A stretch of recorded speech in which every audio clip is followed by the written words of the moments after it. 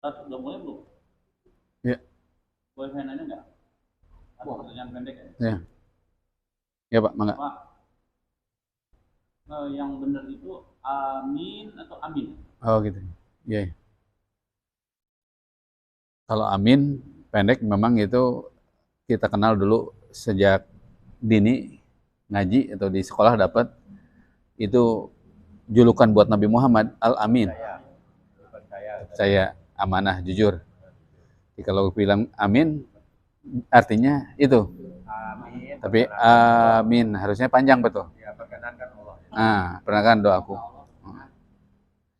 Ya, ya kalau misalnya ada Pak Amin tetangga kita gitu, berarti hadir Pak. Nah, gitu. Nggak, nggak begini Pak Amin nggak gitu ya. Ya maksudnya gitu perbedaannya. Betul Pak. Panjang. Amin gitu ya. Itu menentukan sahnya sholat tidak? Ya sebetulnya sih kan begini bahwa ibadah itu kan ittiba ya prinsipnya. Ngikut gitu.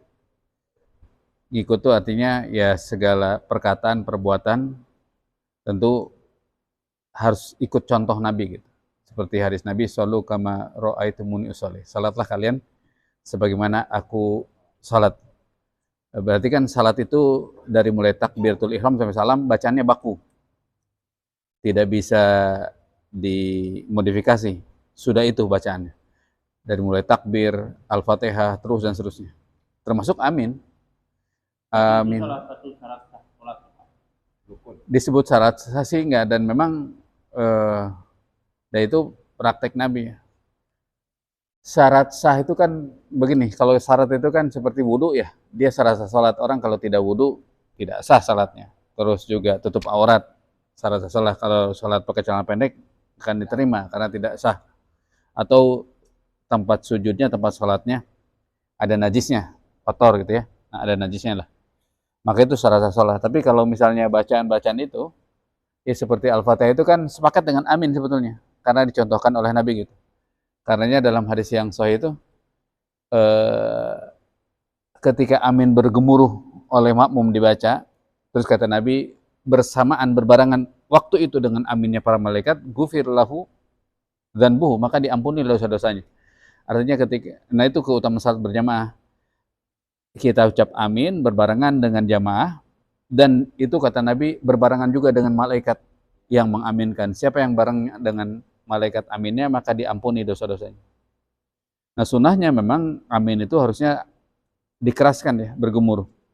Karena di antara suara makmum yang boleh terdengar adalah bacaan amin gitu. Bacaan lainnya tidak boleh. Dan bagusnya bareng dengan imam sebetulnya. Setelah waladhdallin, imam juga mengangkat suaranya. Amin gitu. Untuk Pak, mohon maaf karena saya motong kan. Sebenarnya inti pertanyaan itu gini Pak. Kalau imam salah baca amin, yang pengertiannya udah pasti beda. Sholat itu kata aku kan tadi kan balik lagi bukan salah satu syarat sahnya sholat, tapi sholat itu harus mengikuti Nabi.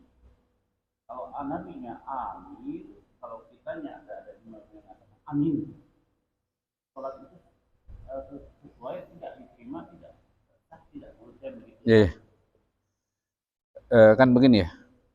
Ini mengenai imam atau makmum? Imam. Imam. Memang sih seharusnya kalau dahulu kan dahulu tuh ke orang tua kita gitu. Kalau untuk jadi imam tuh memang di seleksi ya. Maksudnya dari bacaannya dia ngerti atau enggak fikihnya gitu ya. Dan itu memang perlu karena jangan sampai begini imam lupa dalam rakaat sholat nggak tahu dia harus dia lakukan gitu. Ya gitu ya misalnya di antaranya. Harus ada seleksi maksudnya apa ya untuk karena imam itu kan mimpin ya mimpin sholat dia bertanggung jawab dengan apa yang ia kendalikan dia sebagai supirnya begitu. Nah kalau misalnya dia membaca amin tidak paham maknanya begini ada yang baca tidak paham tidak mengerti maksudnya kandungannya itu dia memang secara ini tidak membatalkan salat ya. Cuman kualitas dari salatnya dari kehadiran hatinya tentu tidak seperti orang yang paham gitu. Kecuali kalau i'tiqad, i'tiqad itu adalah sesuatu keyakinan yang katakanlah menyimpang lah, itu sejauh ya. Nah itu bisa saja membatalkan sholat. Tapi sekali lagi memang untuk imam itu perlu seleksi ya, dalam artian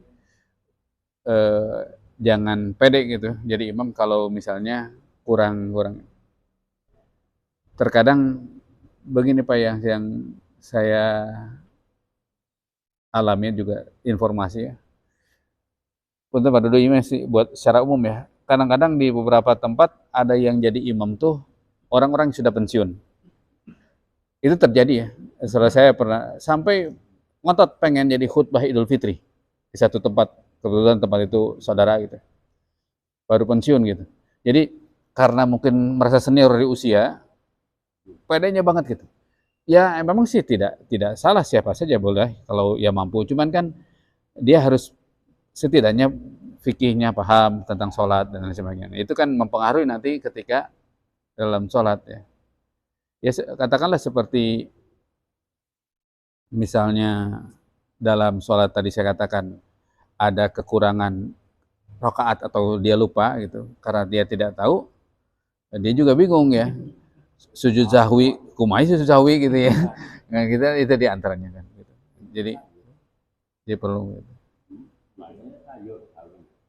Nah, sayur sawi. Nah, tolong dikendalikan Pak ya. Tanggung jawab loh. Kemarin kita sepakat sudah yang mengendalikan.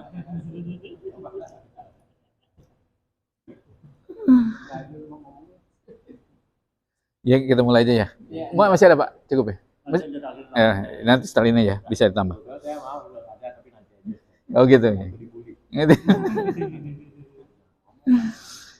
Tadinya saya akan membacakan masalah hadis tentang niat ya, tapi ada usulan dari Pak Jidui, ya insya Allah masalah akidah Pak ya.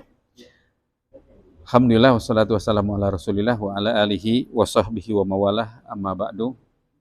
Para bapak, teman sekalian, alhamdulillah dengan izin Allah Ta'ala pada malam hari ini, malam Rabu ya, kita duduk bersama di masjid ya untuk sama-sama kita saling mempelajari ya, satu sama lain gitu. Saling belajar lah. Dan ini tentunya untuk mengamalkan apa yang Nabi sampaikan, thalabul ilmi faridatun ala kulli muslim. Menuntut ilmu itu satu kewajiban bagi seorang muslim.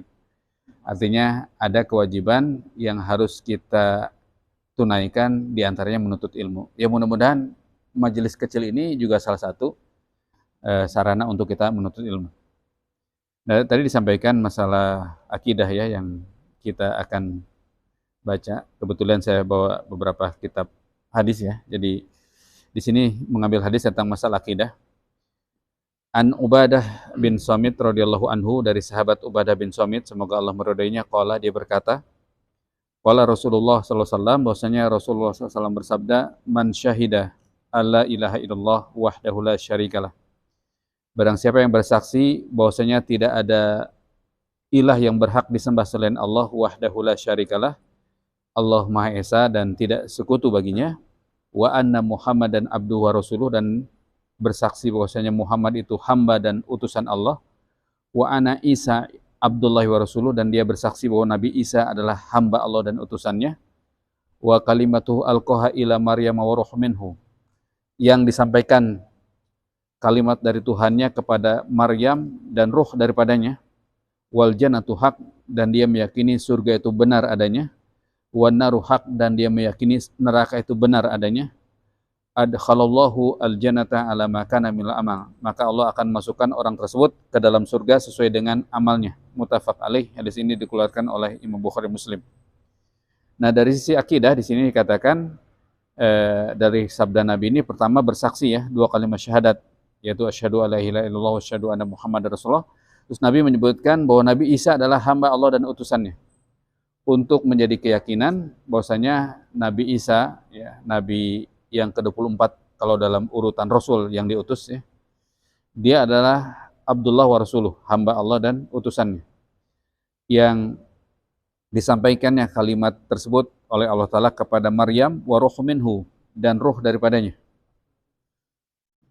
untuk menunjukkan bahwasanya Islam mengajarkan kepada kita bahwa Nabi Isa adalah sebagai hamba dan utusannya.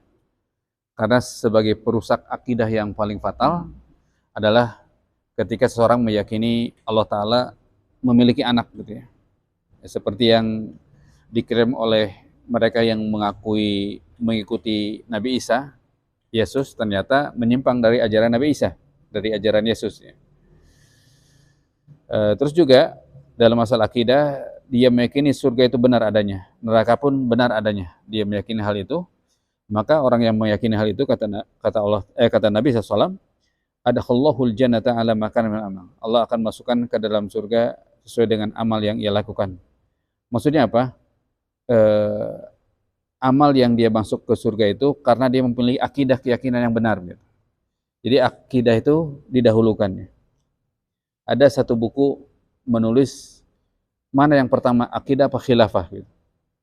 Akidah adalah keyakinan, khilafah adalah daulah pemerintahan Islam yang didirikan. Ya jelas misalnya yang pertama itu adalah salah akidah. Karena Nabi SAW dakwah pun dimulai dengan akidah ya. Dalam surat An-Nahl. An-Nahl itu surat berapa? Ke-16. Ayatnya 36. Itu dakwahnya para nabi. Sama semua ya. 36 36 Yasin, An-Nahl 16. Surat ke-16. Pandai buka pandai.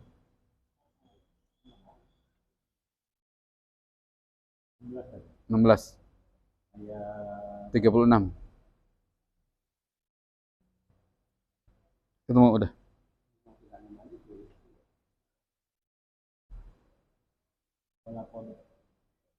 Terjemahnya coba. Ya. Dan sungguh kami telah mengutus seorang rasul untuk setiap umat untuk menyerukan sembahlah Allah dan jauhilah takut. Togut. Kemudian di antara mereka ada yang diberi petunjuk oleh Allah dan ada pula yang tetap dalam kesesatan. Maka berjalanlah kamu di bumi dan perhatikanlah bagaimana kesudahan orang yang mendustakan. Ya surat An-Nahl ya. Ayat 36 ini Allah mengatakan walaqad ba'atsna fi kulli ummatin rasulan an ibudullah wajtanibut taghut. Dan sungguh kami telah mengutus seorang rasul untuk setiap umat. Rasul untuk setiap umat untuk menyuruhkan sembahlah Allah dan jauhilah taghut. Jadi setiap rasul dijelaskan di sini diutus oleh Allah kepada setiap umat padanya adalah untuk berdakwah menyuruhkan sembahlah Allah dan jauhilah taghut. Artinya apa? Akidah untuk meyakini Allah yang berhak untuk disembah, bukan masalah selainnya. Ya, jangan jauh togut. Karena ini kebutuhan secara personal ya. Ya kan ketika kita meninggal dunia, tentu kan yang kita butuhkan adalah keyakinan yang muncul dalam hati, bahwasanya tidak ada ilah yang berhak disembah selain Allah. Ya, karena itulah dakwah yang disuruhkan oleh setiap rasul kepada setiap umat. Dan jauhilah togut. Togut itu sesuatu yang dianggap sebagai Tuhan. Ada juga togut disebutkan oleh para ulama seperti orang yang mengetahui masa depan atau dengan kata lain peramal. Ya, karena peramal itu suka memprediksi apa-apa yang terjadi di minggu depan, bulan depan, tahun depan. Zodiak bukan yang begitu. Jadi antaranya. Nah oleh karena Rasul SAW pun beliau paling tidak suka jika beliau hadir di satu majelisnya para sahabat, sedang kumpul majelis nih, terus Rasul datang, terus ada sahabat yang memuji Nabi. Inilah kita kedatangan seorang yang tahu masa depan. Itu Nabi tidak suka disebut itu. Bahkan memperlihatkan kemarahannya. Karena apa? Hal itu menjadikan kan begini, Nabi itu tidak suka dikultus oleh sahabat yang lain. Nah, jika ada seseorang mengetahui masa depan atau hari esok dan sebagainya, itulah yang dilarang dalam Islam meramal itu, kecuali ramalan cuaca karena berdasarkan ilmiah gitu. Ya. Boleh, ya karena kan itu sudah kejadian dan sebab akibat gitu. Kalau yang tidak boleh itu meramal yang ya katakanlah yang orang lain tidak bisa kecuali dia. Oleh karena dalam surat Luqman surat 31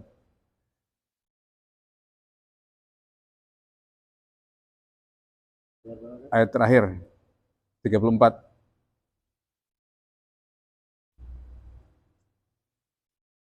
Artinya, Ya, artinya.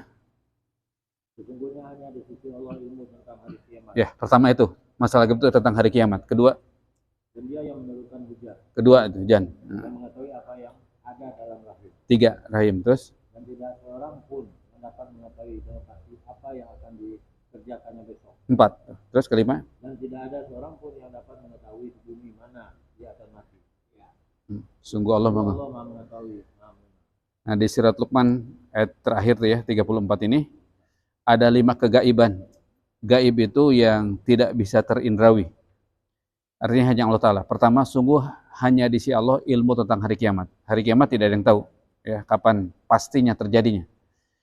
2, dan dia yang menurunkan hujan. Hujan pun tidak tahu kepastiannya. Ada kalanya pernah terjadi dahulu di Sukabumi, sudah mendung gelap. Orang sudah yakin bakal hujan. Ternyata terdorong angin, pindah ke Pelabuhan Ratu. Hujannya di laut. Itu untuk menunjukkan bahwasanya kepastian datangnya dari Allah Ta'ala.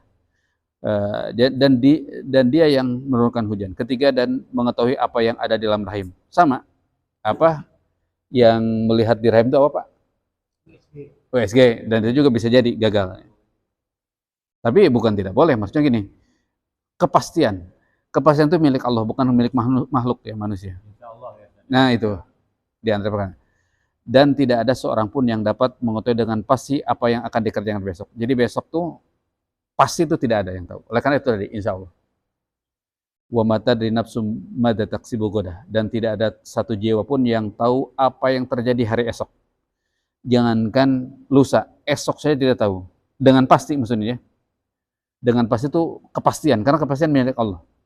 Kita hanya tadi, insya Allah begitu ya.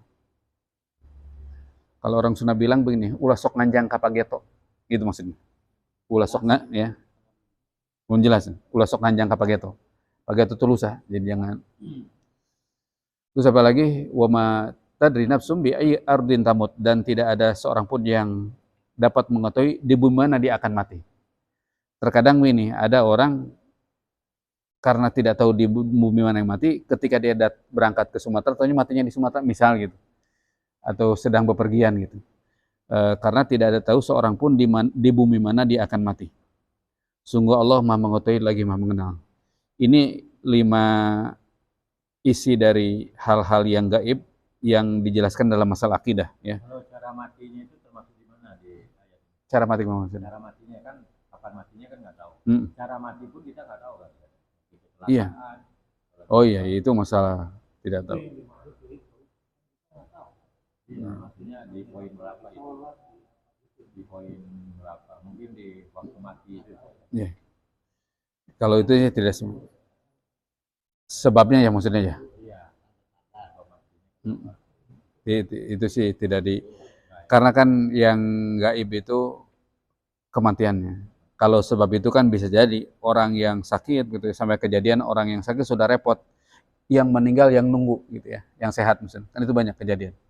Ya seperti pernah terjadi di keluarga ya, saudara saya. Dia mertuanya di rumah sakit, yang nunggu mantu itu saudara sepupu saya.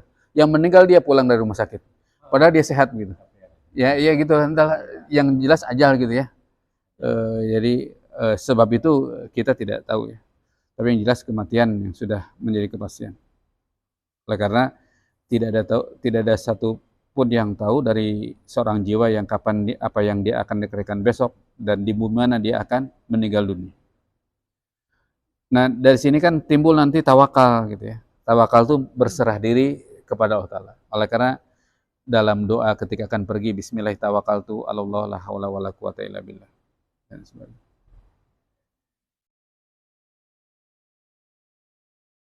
Jadi masalah akidah adalah masalah prinsip ya dalam beragama, dan tidak mungkin akidah itu akan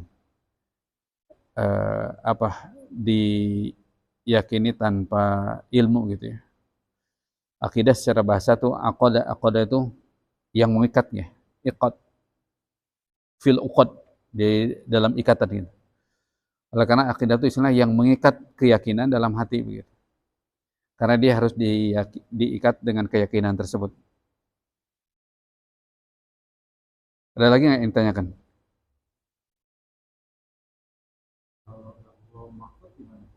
Lauhul Mahfud?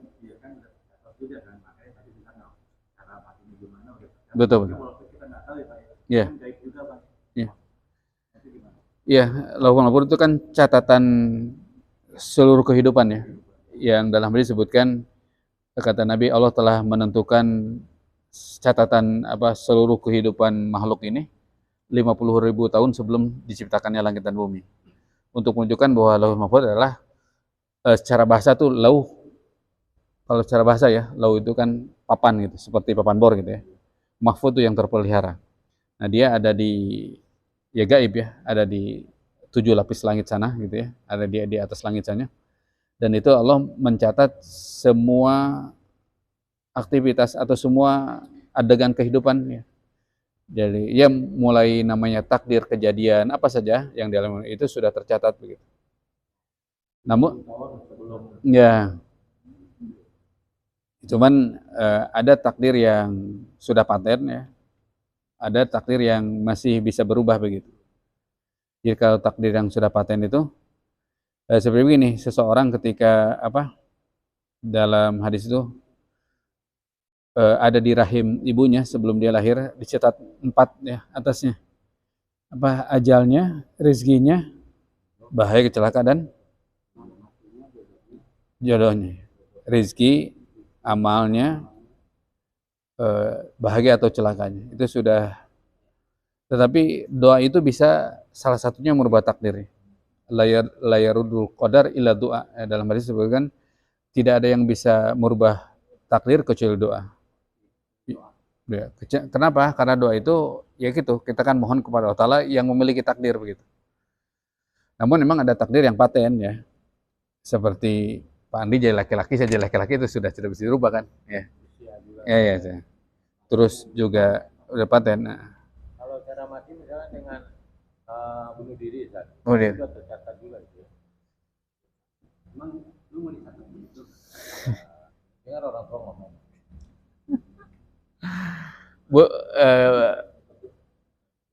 Ya kalau intinya sih mati ya, mati sudah jadi ajal takdir Allah Ta'ala. Cuman cara-caranya itu. Tapi kalau dia bunuh diri sebetulnya dosanya sama dengan membunuh orang karena dia menghilangkan nyawa gitu. Dan itu kan orang bunuh diri itu ciri-ciri orang yang berputus asa dari rahmat Allah Ta'ala. Yang dia sudah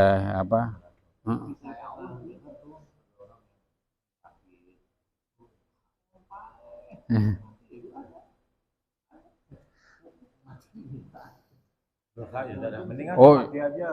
Iya. Jangan mungkin berharap mati sih tidak boleh. Berharap apalagi sampai bunuh diri. Kita kan nggak boleh berputus asa ya. Dulu di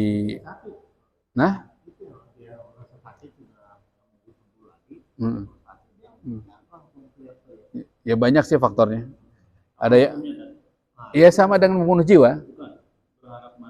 Oh nggak boleh, dilarang dalam hadis itu. Ya karena kan begini, kalau dia berharap sesuatu yang mati kan artinya ingin akhirnya selesailah segala masalahnya atau apa. Itu dia berarti kan sudah tidak punya harapan kepada Allah Ta'ala. Artinya berputus asa rahmat Allah Ta'ala. Berputus asa dari rahmat Allah Ta'ala, Al-Quran menyebutkan itu adalah sifatnya orang kafir ya. Artinya sudah tidak ada punya. Dan kita kan harus dalam jiwa ini ada dorongan harapan ya, yang disebut roja. Optimis gitu. Walaupun kita amalan sedikit, dosa banyak, kesalahan banyak. Tapi harus ada optimis, rahmat Allah Ta'ala itu sangat luas gitu. Dan itu untuk mendorong motivasi agar kita tetap berdoa berharap. Kan dalam hadis, selama hambaku kata Allah Ta'ala dalam hadis qudsi ya, berdoa dan berharap kepadaku, niscaya akan aku ampuni dosanya. Tak peduli berapa banyak dosanya. Tapi dia selama itu masih berdoa dan berharap kepadaku. Kalau orang bunuh diri kan kebanyakan gitu ya, sudah putus asa. Ada juga orang bunuh diri itu di Sukabumi ya, daerah mertua itu. Udah dikejar-kejar itu recovery segala macam gitu. Banyak hutang, kredit mobil belum bayar. Ya, risiko kolektor ya. Akhirnya ya dengan berbagai macam masalah ya. Tapi yang jelas itu sama dengan menghilangkan nyawa orang ya. Dosanya besar. Terus maaf, Dan, kalau yang bunuh diri itu kan udah pasti masuk surga. Masuk surga. Sorry, maaf, masuk neraka. Masuk neraka. Iya. Apakah tetap di neraka? Ya iyalah. Sedangkan dia kan dia apa? Islam. Dia kan Islam ya. Istilahnya tuh setiap mukmin tuh pasti masuk surga walaupun benjol-benjol dulu. Dibakar dulu lah dosanya. Kan itu nggak percaya sama Tuhan, sama Allah, betul tidak. Namanya keluar ya. Iya kan nggak bagus. Itu yang benar-benar yang bagus tuh Tuhan, walaupun kita jelek ini bagus, baru bisa angkat. Makanya harus ya yang berputus asa. Makanya Habibie bilang kalau saya umur panjang ingin pulang lagi, saya nggak akan baca buku, tapi saya akan baca agama ya. Apakah mau saya itu akhirnya demam. Nah, itu yang lebih bagus Pak. Itu akidah berarti. Ya. Jadi begini, memang untuk kekal ya di surga, di neraka itu kan sudah Allah jelaskan. Artinya cuman surga dan neraka itu pernah saya sampaikan kan prerogatif Allah Ta'ala. Yang dijelaskan kekal itu kan seperti misalnya dalam surat Al-Bayyinah ya, surat ke-98 ayat ke-6. Allah mengatakan innalladzina kafaru min ahlil kitabi wal musyrikina fi nari jahannam khalidina fiha ulaika hum syarrul bariyah. Sungguhnya orang-orang kafir dari golongan ahli kitab dan orang-orang musyrik akan masuk ke neraka jahanam, mereka kekal dalamnya selama-lamanya. Mereka itu adalah sejahat-jahat makhluk. Disebutkan orang kafir dari ahli kitab dan musyrikin. Kafir ahli kitab itu kalau sebutkan dalam Al-Quran berarti orang yang memiliki kitab atau orang yang mendapatkan kitab sebelum umat Islam ya, yaitu Yahudi dan Nasrani. Maka mereka sebutkan ahli kitab. Kenapa sebut ahli kitab? Ya karena mereka bergelut dengan kitab, ahlinya sudah paham, sehingga sampai karena pahamnya kitab mereka mengenal Nabi Muhammad. Disebutkan dalam Al-Quran, ya'rifunahu kama ya'rifuna abna'ahum. Mereka mengenal Nabi Muhammad seperti mengenal anaknya sendiri. Karena saking rincinya, detailnya pribadi Nabi dalam kitab-kitab mereka. Namun setelah Nabi datang, justru mereka mengingkari gitu ya. Di antaranya itu ya mereka protes kenapa dari bangsa Arab gitu ya. Karena kan biasanya dari Bani Israel. Itu di antara ahlul kitab tuh beratnya itu begitu. Sampai Allah sebutkan orang kafir dari ahli kitab itu kekal dalam neraka jahanam selama-lamanya. Padahal mereka yang seharusnya lebih dahulu mengimani karena sudah ada dalam kitab mereka. Dan sangat detail ya keberadaan Nabi itu. Sampai kan disebutkan seorang dari Persia, Salman Al-Farisi, seorang sahabat Nabi yang dia masuk Islam itu, dia kan datang ke Madinah ya. Yang dia ketahui Nabi itu ada di satu tempat yang banyak pohon kurmanya. Dia datang akhirnya sampai ke sana. Suatu saat dia mendengar dari kitab-kitab yang dibaca oleh tokoh-tokoh masyarakatnya di kampungnya dahulu, ada tanda kenabian di belakang punggung Nabi. Sampai waktu terjadi pengurusan jenazah, pekuburan akan memakamkan seseorang, Salman ini penasaran, ingin melihat betul nggak gitu. Sampai menyelinap, ingin ada di belakang Nabi. Ternyata pas dia melihat, dia terlihat ya, oleh dia ada tanah, dia meloncat, memeluk Nabi, dia membaca 2 kalimat syahadat. Karena ingin meyakini betul atau tidak. Tapi yang jelas bahwasanya memang ciri-ciri kenabian itu sudah ada dalam kitab-kitab mereka. Oleh karena begitulah mereka disebutkan dalam surat Al-Bayyinah ini, mereka itu seburuk-buruk makhluk, bahkan mereka kekal di dalamnya. Ya sangat fatal ya. Dalam istilah agama mereka kan ada orang nomor satunya. Seperti dalam Katolik itu apa? Orang nomor satunya itu Paus itu ya. Nah, dalam Islam kan kita tahu dari semenjak dulu tidak ada orang nomor satu di Islam itu. Karena dalam Islam itu intinya dalam surah Al-Hujurat, inna akramakum indallahi atqakum, yang paling mulia di antara kalian di sisi Allah adalah orang yang paling bertakwa. Bukan karena keturunan, bukan karena siapa saja gitu ya. Nah kalau di mereka kan ada orang nomor satunya. Dia anggap orang suci gitu ya. Ya itulah keyakinan-keyakinan yang mereka jadikan sebagai metode dalam beragama. Padahal tokohnya pun mereka mendakwahkan Allah punya anak begitu kan. Nah inilah salah satu akidah yang menyimpang jauh ya dari ajaran-ajaran para nabi atau kitab-kitab suci yang sebelumnya turun gitu. Islam juga ada LDI gitu. Apa contohnya Pak dari Pak? LDI itu katanya mereka percaya hanya imam-imam itu sebagai penghapus dosa. Oh gitu ya. Iya. Sebetulnya bukan aliran itu. Jadi bukan aliran itu. Siapa?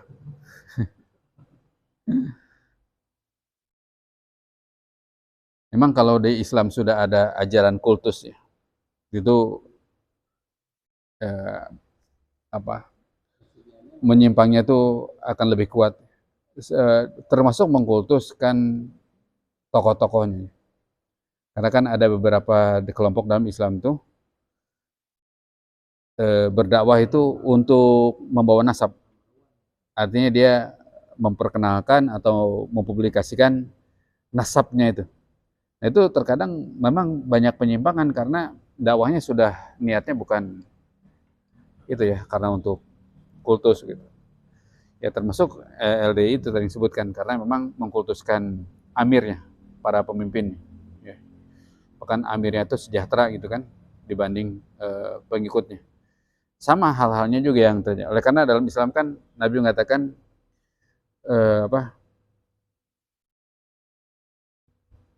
yang Nabi kata bahwa nasab itu tidak akan menjadikan seseorang itu mulia. So, ini banyak yang memakai beberapa kelompok yang ya saya sebutkan saja maaf ya, misalnya mengklaim Habib. Habib kan untuk mendakwahkan bahwa dia punya nasab.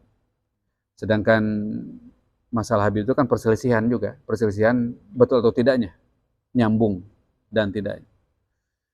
Dan itu mulanya itu kalau di dunia Islam itu emang dari Yaman ya, Ba'lawi itu yang dia mengatakan kata Nabi man bata'a amalu lam yusri bihi nasabuh. Kata Nabi orang yang lambat beramal maka tidak akan mempercepat turunannya, silsilahnya. Jadi kan ada beberapa yang terkadang silsilah itu dijadikan apa ya? Ya katakanlah untuk menarik orang-orang banyak. Ini sampai ada kuburan-kuburan tertentu dari mereka itu yang disebut dengan kuburan karamat, kuburan keramat. Jadi orang siapa saja yang ingin hasil maksud, cita-citanya terpenuhi, datang ke kuburan ini, ke kuburan itu dan sebagainya, untuk meminta di kuburan. Kenapa? Karena ini seorang wali. Dan itu terjadi sampai sekarang, sampai apa? Jadi sampai apa? Satu keyakinan, saya pernah ketemu seorang yang gitu. Kalau kata dia, kalau saya sedang kesulitan, saya datang aja ke kuburan karamat. Jadi dianggapnya tuh sebagai,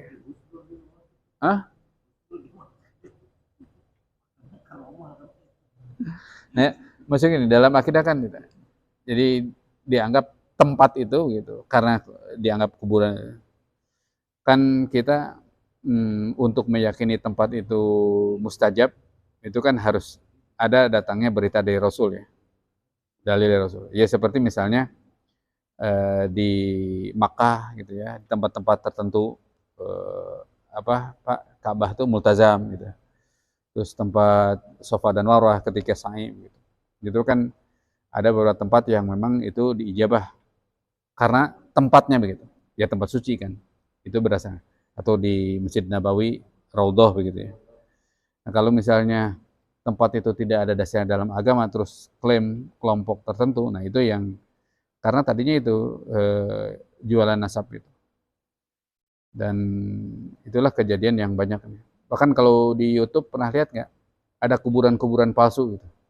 Ya jadi dianggap kuburan ini wali, padahal palsu, bukan kuburan. Dibikin aja atasnya gitu. Dan kuburan itu biasanya kan seperti tempat pengantin ya, diperindah segala macam, dan lain sebagainya. Dulu saya pernah menyaksikan ya, saya datang gitu. Kan saya pernah dekat juga dengan kelompok-kelompok itu. Tapi jadi pengalaman lah. Di mana luar Batang sana ya, sebut juga kuburan Karamat. Itu yang datang orang Cina banyak. Saya pas datang juga aneh kok Cina datang. Ya karena itu ingin rezeki lancaran segala macam. Sampai Cina juga datang gitu. Jadi bukan muslim kan? Ya gitulah, walau alam nggak tahu ya. Tapi yang jelas dari sipitnya itu kan orang udah lihat, oh Cina datang nih gitu. Nah, karena dianggap kuburan itu sebagai itu. Ada di Jakarta di luar Batang ya. Kalau di Bogor Empang lah ya.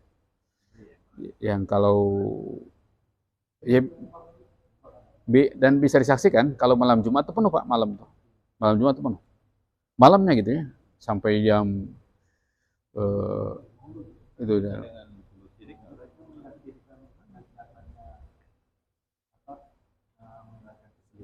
Ya, itu kan Al-Quran menyebutkan fala taj'alu lillahi andada wa antum ta'lamun. Janganlah kalian menjadikan tandingan-tandingan selain Allah dan kalian tahu. Jadi ada tandingan nih. Tandingan selain Allah itu misalnya kalau datang ke tempat ini dan ya kalau itu menjadikan tandingan jatuh dalam syirik. Karena selain Allah ada yang dijadikan sandaran dia gitu.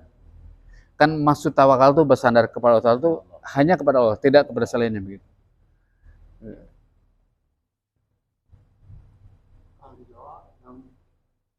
Tsunami itu apalagi banyak banget. Ada tuh satu yang begitu, jadi maksudnya kalau jarang mau apalagi libur. Ya kalau itu boleh mengingat kita mati kan. Ya. Dulu biar ke Ya. Bali sama ada lagi.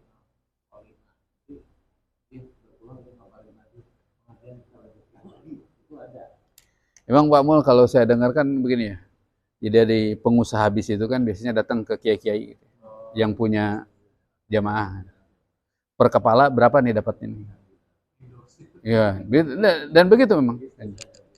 Di Bogor tuh di pasar di Bogor ya sebut saja ya, daerah mana tuh, daerah Sukaraja, daerah Cimapar. Sampai 7 bis, 10 bis kalau berangkat tuh. Satu bis isi berapa tuh kepala orang tuh? Itu kayaknya dapat tuh dari situ. Oh iya. Ya, jadi hah? Lu mau tuh kan? Potensial. Saya nggak mau ikut Pak Mul Pak Gitu ya. Sesat-sesat gitu nggak mau. Ada bibit. Lama untungnya. Iya.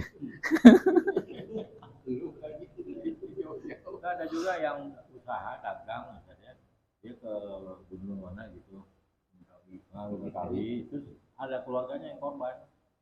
Sugihan, pesugihan. Nah ya termasuk itu ya. Jadi salah satu keluarganya menjadi tumbal nanti. Iya berarti kan dia minta kaya ke tempat tertentu ya, yang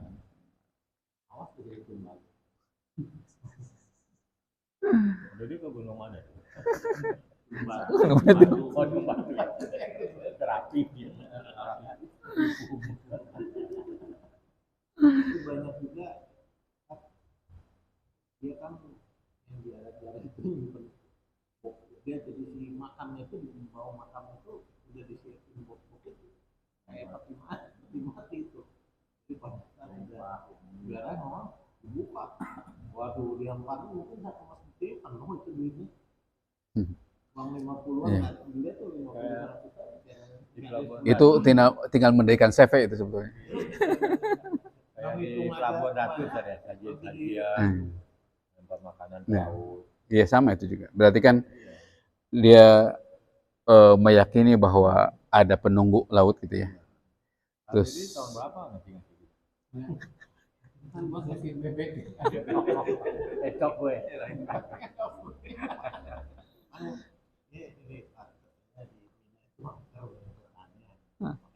jarang kan main pingpong dia.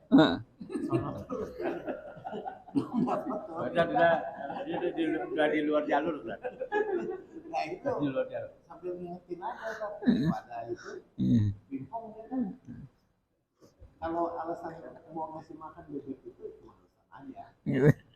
Oh iya dibenarkan, ada kebenaran. marah gitu kan. Ya nggak usah marah lah kalau saya nggak sempat main di bawah. Pakai kesal. Terus itu baru wawasan yang kita nggak tahu ya. Kalau kan di tingkat itu itu soalnya Pak yang kewali-wali itu kan kayaknya setiap jamaah tuh kayak ada beberapa sih suka iya begitu, kalau hanya untuk ziarah doang mungkin nggak masalah. Nggak apa-apa, mengingat kita Ya ziarah doang, tapi kan dimulainya tadi itu ada yang banyak Pak, ini kayaknya Musa itu berkurang nih, kamu udah datang yang lagi kita dan namanya Kan begini, 5 tamu katanya sih pengobatan. iya kan begini, ziarah kubur itu kan dalam hadis sebutkannya sunnah ya. mengingatkan kita. Ya, kata Nabi kan kuntu nahaitukum an ziaratil kubur. Dulu aku melarang kamu ziarah kubur ketika masa periode pertama dakwah 13 tahun di Mekah, karena akidah para sahabat masih dibina oleh Nabi sampai 3. Dulu waktu itu dilarang. Terus setelah Nabi hijrah ke Madinah setelah 13 tahun mendidik sahabat tentang masalah akidah, setelah itu baru kata Nabi fazuruha, setelah ini boleh kalian berziarah. Karena ziarah itu yaitu tujuannya tudzakirul akhirah, tudzakirul maut, mengingat kehidupan akhirat, mengingat kematian. Jadi tidak ada maksud lain gitu. Nah, yang terjadi beberapa yang penyimpangan itu sudah ada maksud lain begitu. Karena dianggap begitulah sebagai doa apa hajat kita, keinginan kita terkabul lewat itu. Dengan dalih ini kan wali begitu. Dan mereka itu saya pernah dengar dari tokoh mereka yang berbicara, karena wali dia tidak seperti orang mati biasa pada umumnya mendapat rezeki gitu.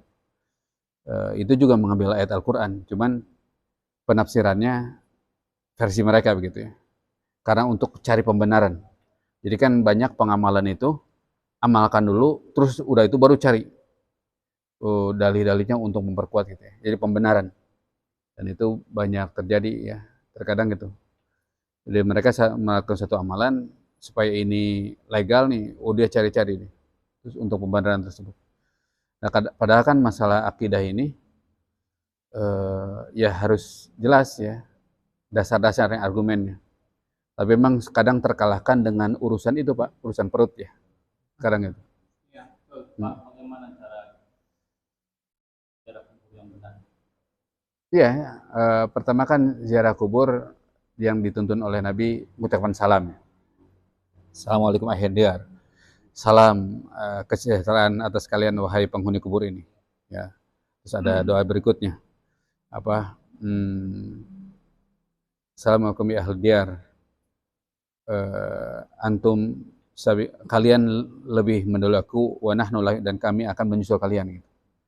Nah, setelah itu yang mendoakan bagi si mayit, kalau itu mayit jenazahnya kita tahu laki-laki, bapak kita misalnya, orang tua kita, saudara kita yang kita cintai, ya doakan Allah maghfirlahu warhamhu wa'afi'u. Kalau itu perempuan, Allah maghfirlaha warhamha wa'afi'u anha. Adapun kalau saya ulang kembali ya, membaca Al-Fatihah surah Yasin itu perbedaan pendapat. Karena itu hadiah bukan doa. Hadiah tuh dikirim gitu. Kita baca dikirim, temennya hadiah. Atau istilah bank transfer gitu ya. Ditransfer pahala. Nah, transfer pahala itu berbeda dari beberapa pendapat ya, silang pendapat gitu. Tapi kalau doa sih sepakat, nggak diperselisihkan. Karena doa itu ada hubungannya orang meninggal dengan orang yang hidup, pasti gitu ya. Apalagi anaknya. Nyambung, iya, apalagi anaknya, nyambung sekali. Tapi kalau misalnya hadiah atau kirim pahala, transfer pahala berupa surat Yasin, Al-Fatihah dan seterusnya, itu pernah saya sampaikan di ormas yang ada di negeri kita ini berbeda pendapat. Ya secara umum pun begitu, di dunia Islam berbeda pendapat. Ada yang mengatakan sampai atau tidak ya. Kalau hadiah gitu ya, kirim pahala. Tapi kalau doa sepakat. Kan kirim hadiah pahala dengan doa berbeda ya. Kalau doa sih ya tadi Allahumma firlahu ya Allah ampuni dia warhamhu, kasih sayangan dia terus dan seterusnya begitu. Tapi kan kalau kirim pahala sih baca ayat tertentu terus dikirimkan. Itu perbedaan. Setelah doa ya itu saja artinya kewajiban, bukan kewajiban ya, keharusan orang yang berziarah mendoakan orang yang meninggal dunia. Bukan tadi sebaliknya, yang tadi sebaliknya maksudnya apa? Datang ke kuburan yang dianggap wali, keramat, minta ke dia gitu. Padahal harusnya yang hidup mendoakan yang mati, bukan yang mati terus diminta supaya bisa mengabulkan ya keinginannya begitu. Ya sebenarnya praktis-praktis saja sih ya. Dan ziarah kubur itu kan tidak ditentukan waktunya ya, kapan saja. Bukan berarti ziarah kubur itu tanggal 1 Syawal Idul Fitri gitu ya. Setelah salat langsung ke kuburan. Ya silakan saja, cuman kalau jadi adat kan terkadang ada silaturahmi yang harus dijaga yang orang yang masih hidup gitu ya. Misalnya uaknya, bibinya atau kerabatnya yang harus dia kunjungi malah ke kuburan dulu gitu. Boleh-boleh saja, tapi kan sebenarnya untuk ke kuburan kan waktunya lapang, kapan saja begitu. Atau istilah orang Jawa tuh ada nyekar itu ya, sekar sebelum Ramadan. Nyekar gitu ya ke kuburan. Nah, itu kan adat-adat juga. Jadi bukan berarti dilarang, waktunya kan lapang, gitu, kapan saja, tidak ditentukan. Begitulah dalam agama itu kenapa harus perlu ada dalil, karena ketentuan ibadah yang dikhususkan ditentukan itu harus ada dalil, tidak boleh kreativitas kita gitu.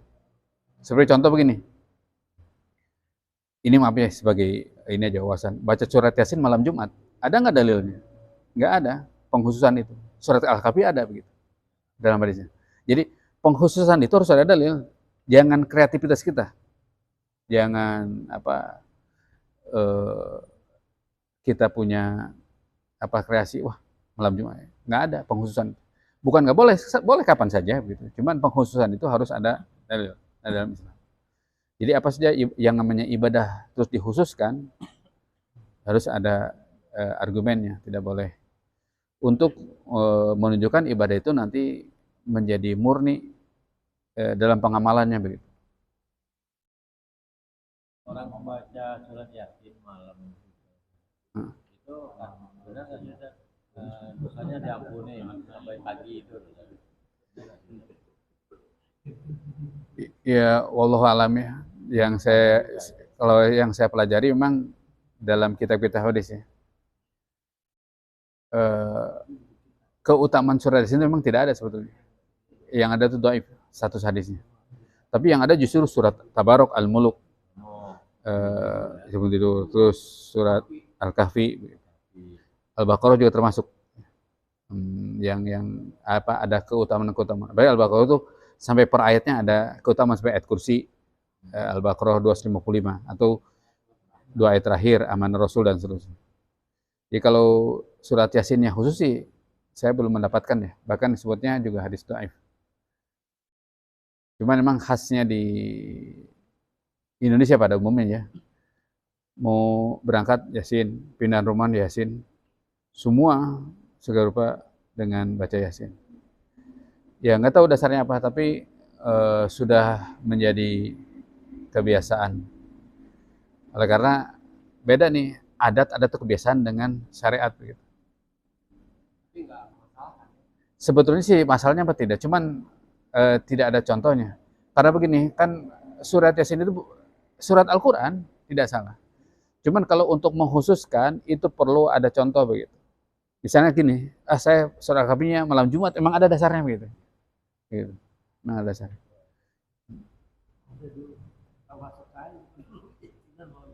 Iya. Kalau saya sih setiap maghrib kalau nggak ada kajian ya. Kalau saya sih dulu tiap hari, waktu kecil tuh sebelum nyala baca dulu ya, setiap hari kan. Iya kan, saya dengar itu. Kalau sekarang sehari 1 juz. Kalau sekarang Iya. dulu, sekarang mah sehari 1 juz, pokoknya 30 ya. Ya kalau disiplin bagus itu ya. Jadi setiap bulan hatam. Jadi bukan membedakan mengartikan surat Yasin, bukan. Surat Yasin itu salah satu surat Al-Quran. Dan para ulama juga mereka baca kan. Mereka bacanya kan satu Quran, berarti surat Yasin dibaca kan gitu. Maksudnya pengkhususan. Sampai saya pernah. Banyaklah cerita-cerita yang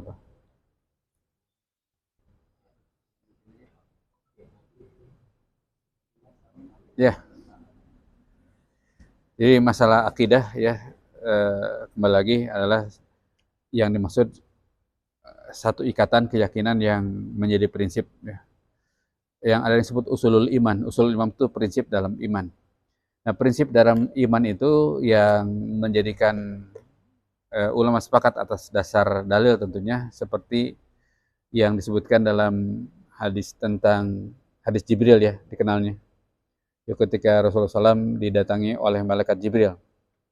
Ketika ditanya, ya Rasulullah, akhbirni anil iman. Wahai Rasulullah, berikan informasi kepadaku tentang iman. Qala, maka Nabi menjawab, al-iman antun minu billah wa malaikatihi wa kutubihi wa rusulih wal yaumil akhir wa bil qadari khairi wa syarri. Iman itu, kata Rasulullah, adalah pertama iman kepada Allah, kedua malaikat, pada kitab-kitabnya, Rasul, hari akhir, dan takdir baik dan buruk. Yang disebut dengan rukun iman yang 6 itu. Nah, itu rukun iman 6 itu prinsip. Itulah pokok dari keimanan. Orang yang ragu dari ke-6 ini bisa copot ya imannya, karena ini masalah prinsip. Iman kepada Allah, malaikat, kitabnya, dan seterusnya. Ini hal-hal yang prinsip yang menjadikan seseorang itu dalam beramal terdorong dari itu ya. Pertama kan iman kepada Allah Ta'ala. Ya tentunya setiap ibadah yang kita lakukan semata-mata harus karena Allah Ta'ala, karena perintahnya dari Allah Ta'ala gitu ya.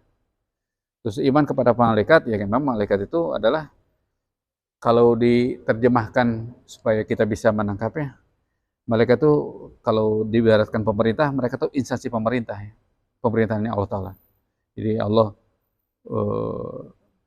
katakanlah kepala pemerintahnya, instansi pemerintah itu malaikat. Malaikat itu punya tugas, yang diberi tugas oleh Allah Ta'ala dengan segala macam tugas yang kita hafal ya, tahu lah gitu. Ada tugas pencatat amal, tugas menyampaikan, membawa wahyu, tugas segala macam, mencabut nyawa gitu. Yang disebutkan dalam Al-Quran itu sifatnya la ya'sunullaha ma amarahum wa yaf'aluna ma yu'marun. Para malaikat itu mereka tidak pernah membangkang perintah Allah Ta'ala dan selalu menuruti apa yang Allah perintahkan kepadanya. Itu malaikat. Oleh karena tidak ada malaikat yang seperti manusia, terkadang malas, terkadang membangkang. Malaikat itu mereka monoton, keadaannya begitu. Oleh karena kalau ada manusia yang baik begitu ya, dia akan lebih mulia dari malaikat. Seperti ketika Nabi Adam alaihissalam diperintahkan untuk menjelaskan ilmu yang telah Allah berikan kepadanya. Ya, Al-Baqarah menyebutkan wa 'allama Adam al-asma'a kullaha. Nabi Adam itu telah diajarkan oleh Allah nama-nama keseluruhan. Sehingga malaikat itu diperintahkan untuk sujud hormat maksudnya kepada Nabi Adam, karena Nabi Adam memiliki kemuliaan dengan memiliki ilmu.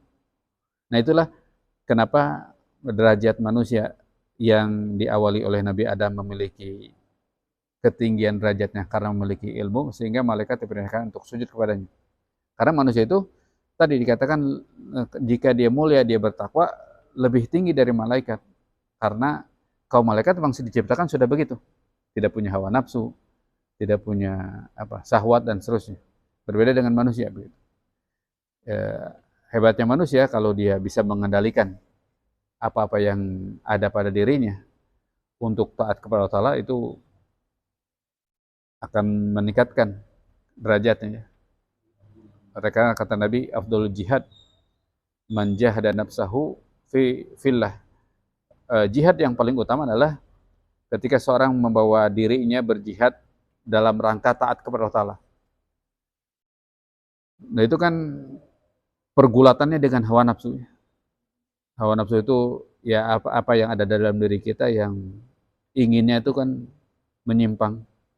Ketika kita bisa membawa, mengarahkan untuk taat kepada Allah Ta'ala, itu jihad yang paling utama. Ya, jihad paling utama itu bukan jihad berperang ya. Karena apa? Mengendalikan diri itu hal yang sangat besar. Oleh karena pengendalian diri itu paling efektif ketika puasa.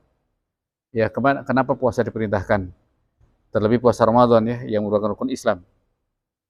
Dan dalam hadis qudsi dikatakan, as-saumu li fa innahu li wa ana ajzi bih. Kata Allah, puasa itu untukku dan aku yang akan membalasnya, langsung membalasnya.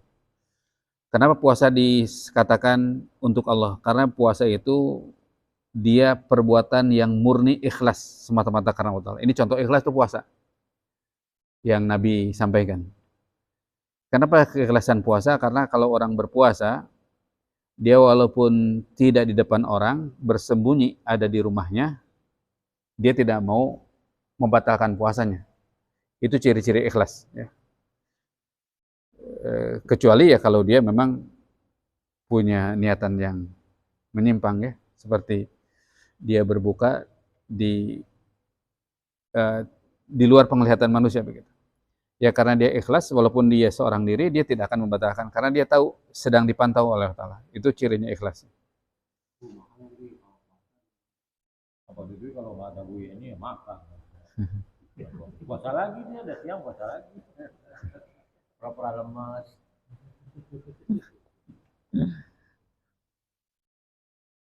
Jadi kalau puasa sering di kolam Pak. Jadi yang dilihat ikan gitu.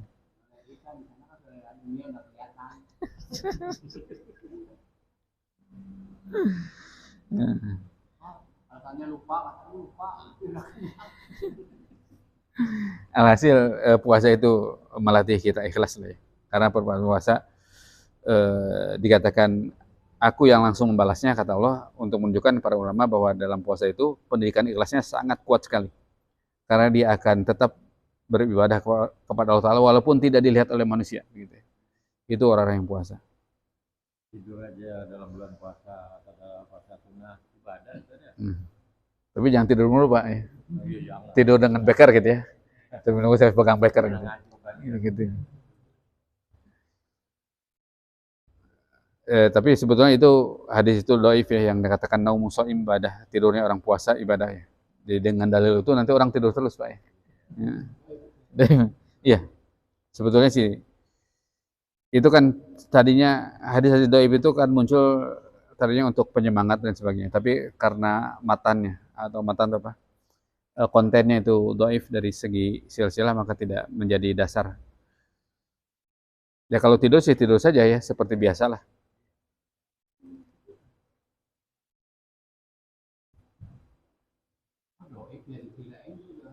Ya seperti begini, sumu tasihu, berpuasalah kamu sehat itu pun dhaif. Padahal memang puasa itu menyehatkan. Tapi dalam riwayat hadis dikatakan dhaif ya karena pakar hadis itu mereka kan meneliti ya. Takhrij artinya meneliti dari siapa-siapanya gitu. Mereka tuh sangat ketat, super ketat ya untuk menyeleksi hadis itu. Dari si anu gitu. Sampai personal yang meriwayatkan itu sampai dikejar. Dikejar tuh dilihat akhlaknya. Sampai saya pernah dengar dalam satu riwayat ada ini untuk kalangan mereka ya. Ketika hadis ini misalnya dengar dari si anu tuh, orang Cilebut misalnya kalau orang di sini ya, dikejar tuh. Pas ke sana dia sedang membohongi kuda. Nah, ya, pernah dengar ya? Yang kudanya supaya jalan ada makan. Itu langsung ditolak hadisnya karena dia membohongi hewan. Bagaimana dia mengamanahi membawa hadis Nabi sampai kepada kita sehingga diragukan. Itu ada satu lagi cerita ketika dikejar satu orang yang ahlu hadis ketika dia sedang makan di restoran kalau kita lah. Ini kalangan mereka beda ya.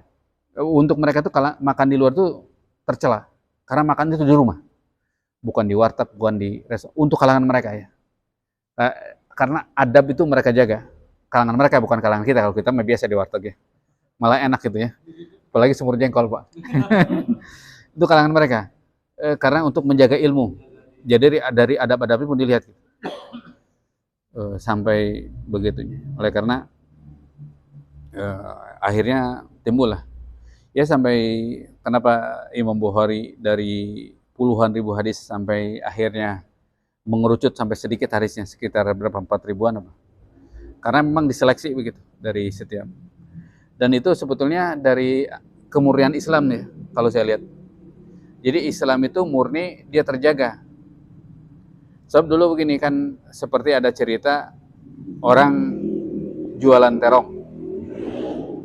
Pengen terongnya laku, dia mengeluarkan hadis tentang terong. Padahal Nabi belum pernah bersabda tentang terong. Gitu.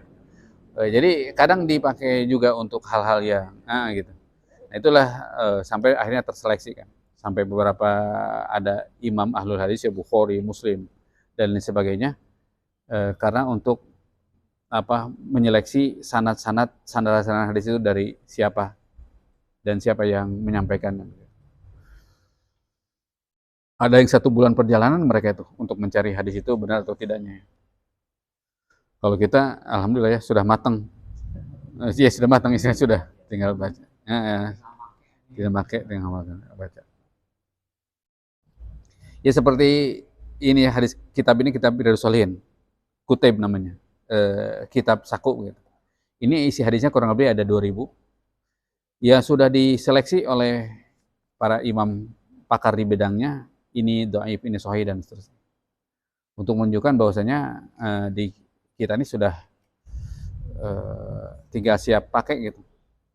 Tinggal kita membaca, mempelajarinya dan seterusnya mengamalkannya. Jadi kalau kembali masalah akidah itu kan masalah prinsipnya, masalah keyakinan, maka supaya kita tahu masalah prinsip itu, kita harus tahu apa-apa yang membatalkan prinsip tersebut. Oleh karena tadi saya menyinggung masalah ziarah dan sebagainya. Karena ada beberapa hal yang bisa merusak akidah.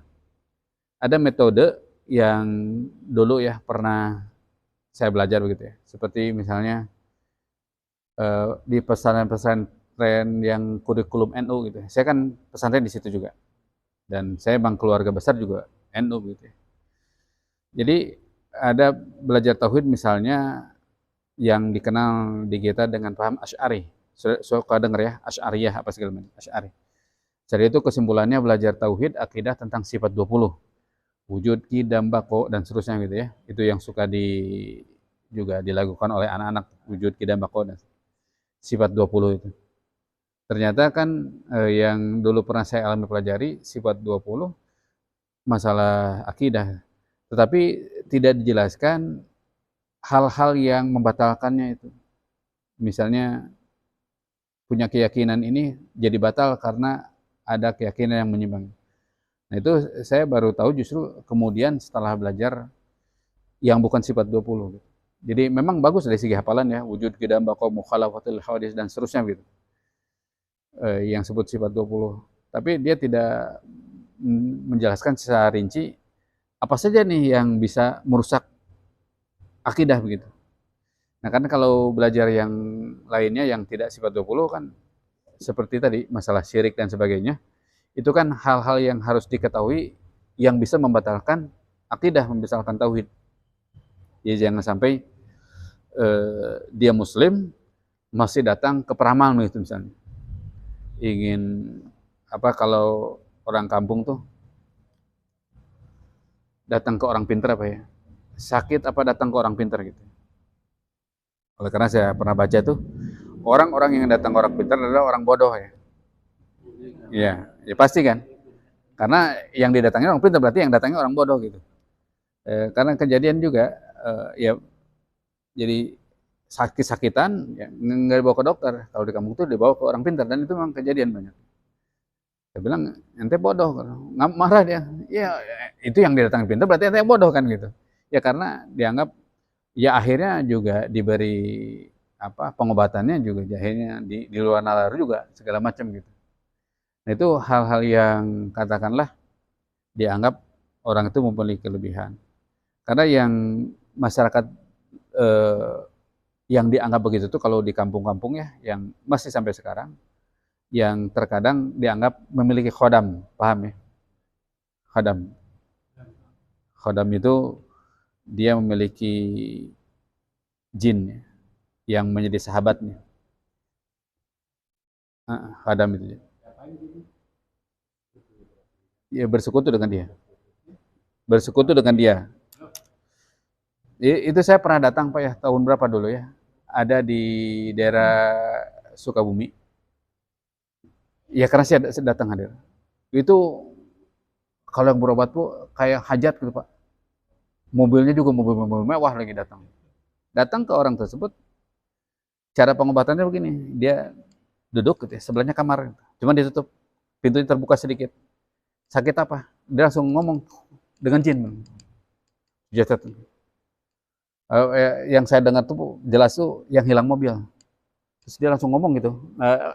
Ininya bibirnya tuh ini. Terus disampaikan, oh ada di Lampung Bu mobilnya gini. Jadi langsung dijawab tadi. Jadi dia komunikasi. Hah? Ya walau alam nggak tahu. Cuman yang saya dengar waktu itu begitu. Tapi yang jelas dia langsung balik ke kanan pintu. Dia ngomong gitu, ngobrol gitu. Cuma nggak kedengar sama kita, cuman kelihatan komat kamit bibirnya. Dan itu yang datang Pak, masa banyak Pak. Dari Jakarta dari mana orang-orang ini semua lah gitu. Saya lihat, mobilnya mobil mewah semua itu. Dia, Hah? Kita dulu.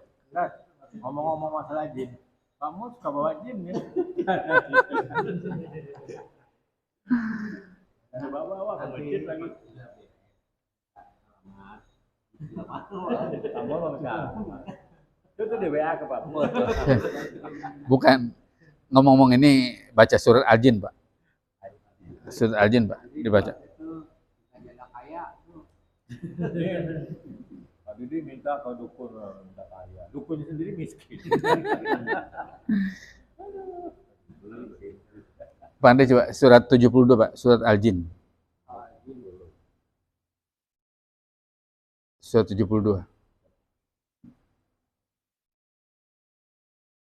Nah ini sudah terjadi di masa Arab Jahiliyah pun yang surat Al-Jin 72, bukan 72.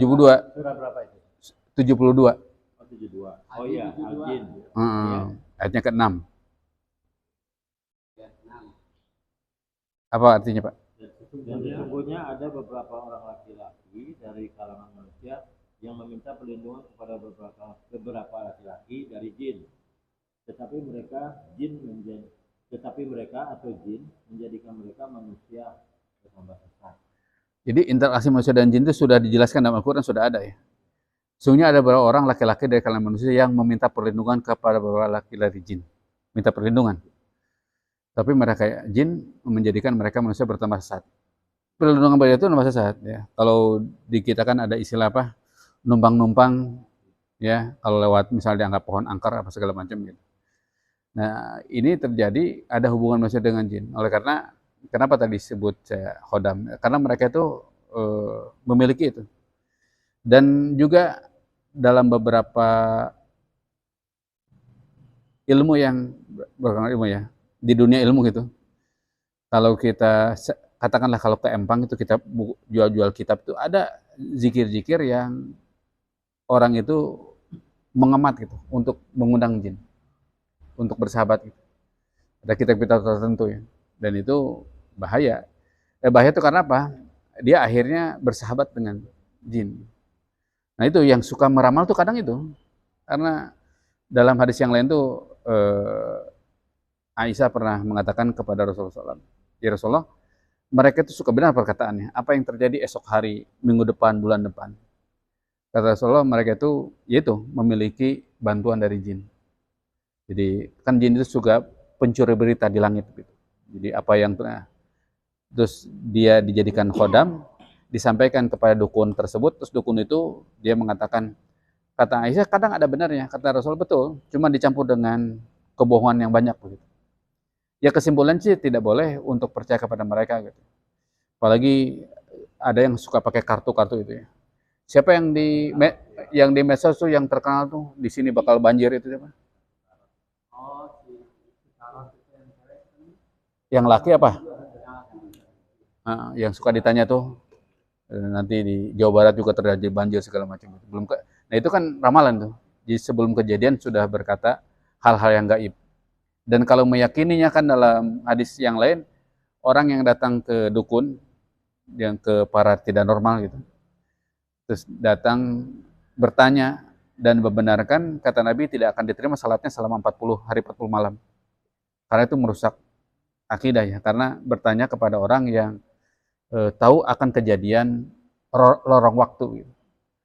Itu sangat dilarang karena tadi ya dalam surat Luqman ayat ke-34 ada 5 kegaiban yang hanya Allah Ta'ala yang tahu. Pertama tadi Pak tentang hari kiamat, tentang apa yang ada di dalam rahim, turun hujan, dan tidak tahu satu jauh pun apa yang terjadi esok hari. Yang kelimanya, tidak tahu di bumi mana dia akan meninggal dunia. Kalau keluar kota itu dia sopir bus tuh lewat jembatannya agak panjang gitu ya. klakson, katanya izin dulu lewat. gitu ya. Itu masuk syirik aja. Ya kalau ada keyakinan Syirik ya? keyakinan tertentu berarti kan apa yang diyakininya apa itu kalau klakson? Ya takut ada gangguan. Punya Hah? Nunggu ya? penunggunya minta izin lewat. Ya. Banyak kan di Ya, di luar kota itu. Pokoknya kadang udah di sawah dulu kan di daerah saya itu masih ada sawah-sawah. Itu contohnya udah ada yang ngumpul di situ mobil lihat katanya jalan itu dua gitu aja. Nah kalau saya sih suka pulang malam tiba-tiba cuma ada kabut asap itu waktu itu yang asap yang pinggir jalan itu tiba-tiba Gelap. awal gitu tertutup awal masa ada awal di situ kabut juga kalau mau kan sebelumnya tapi setelah yang katanya angker itu udah terang biasa lagi.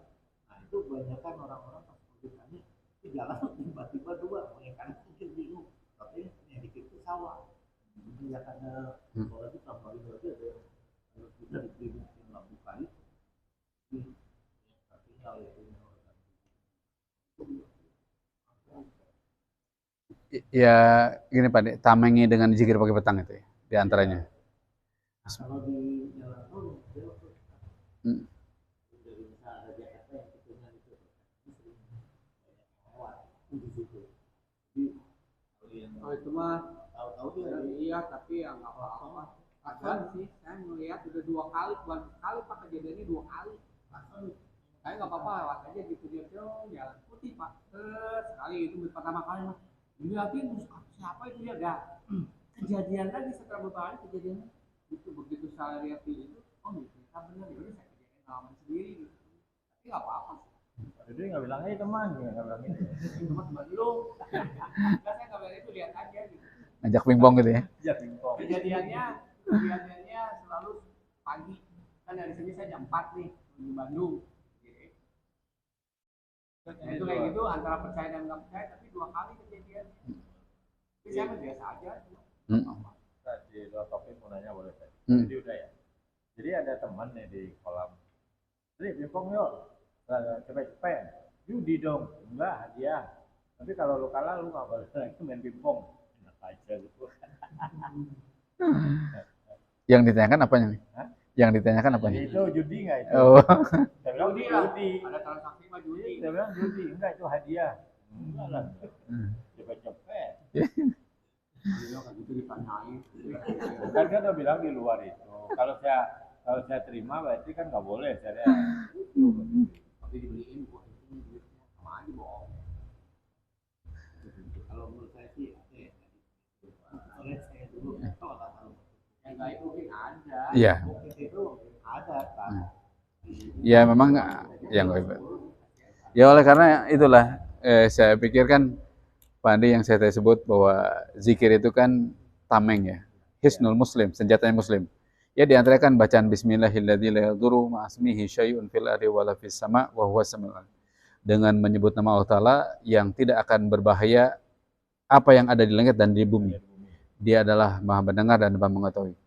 Itu bacaan-bacaan yang menjadi tameng buat kita bahwasanya sebut nama dia karena tidak ada sesuatu yang membahayakan baik di langit ataupun di bumi. Dan masih zikir yang lain banyak ya. Ya, berlindung dengan kalimat-kalimat Allah. Ya jelas. A'udzu kalimatillahi tammati min syarri ma khalaq.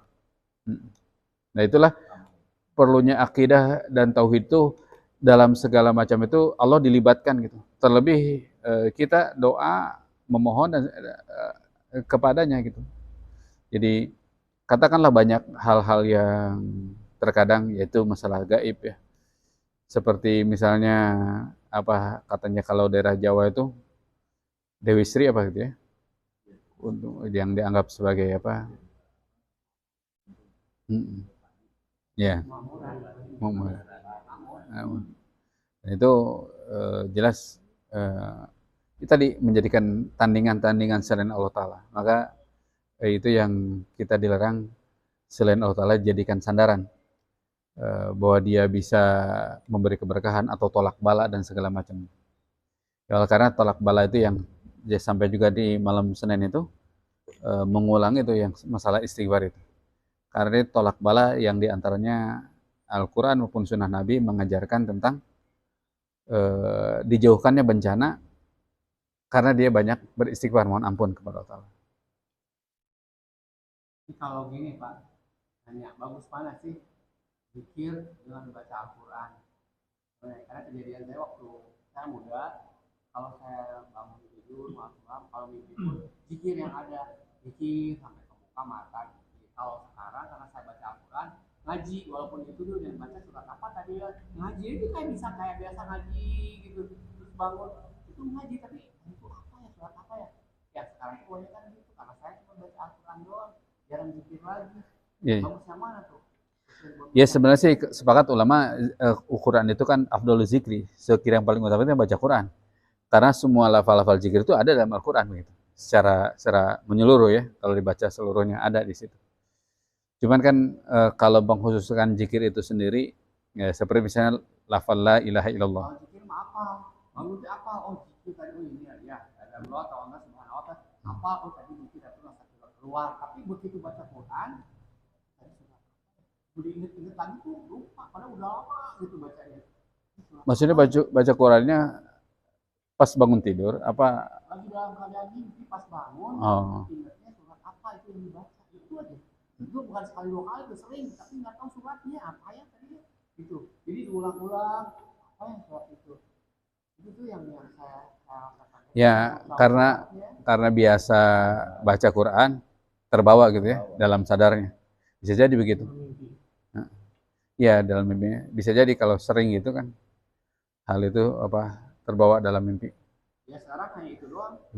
Apapun sekarang itu aja yang ingatnya. Tapi kalau saya pagi setelah subuh habis pada asar sebaiknya zikir pagi sore itu saja. Ya nanti ngaji baru di waktu lain. Ya ada zikir, ada waktunya. Banyak nanya sama tadi di luar ini. Materi tadi. Mereka lagi. Ya sedikit waktu Ustaz. Karena ini kemiskinan saya bertanggung ini. Untuk sholat berjamaah itu saat ini mengenai imam. Kalau imam itu dianjurkan baca surat panjang, ayat setelah Al-Fatihah ya. Iya. Di sholat subuh, maghrib, karena begini jamaah kan tidak sama ya. Dari sisi umur ya, dari anak kecil, remaja, dewasa.